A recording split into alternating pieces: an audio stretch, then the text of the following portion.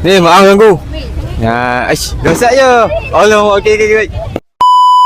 Okey guys, Assalamualaikum. Ni untuk hari ni ya tujuan kami nak cari pengunjung dekat sini. Kami nak bagi hadiah ayak. Ayak mana?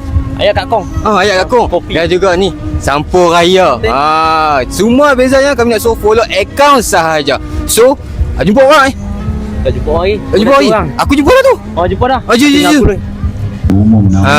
Kak, Assalamualaikum. Abang nak ayak abang? Sebelum tu kalau kata abang nak ayak, abang kena follow akaun Kopi Ais Mamu HQ dulu. Boleh? Tak apa, tunjuk handset abang.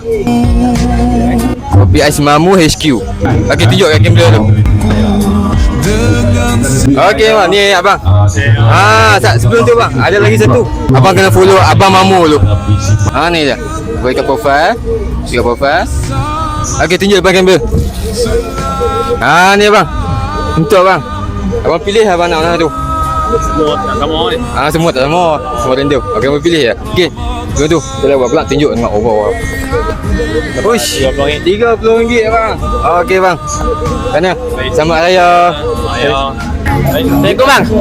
Nak tanya sikit boleh tak? Abang nak ayak kopi tak? Kopi Mamu nak tak?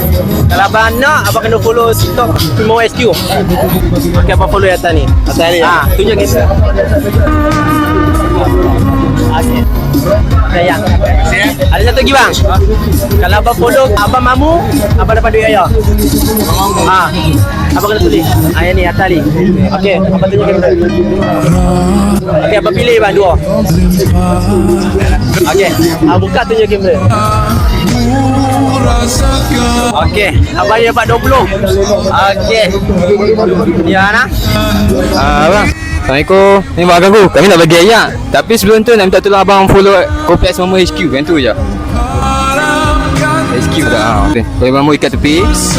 Ikat tu. Okey, tekan kat profile tu. Okey, abang tunjuk depan kamera. Okey bang, ni ayak bang. Okey. Sebelum tu bang, kita ada satu lagi hadiah. Abang follow Abang Mamu dulu. ABG MAMU. Abang search. Okey. Okey ni je. Tekan profile, abang tekan follow. Okey, tunjuk depan kamera.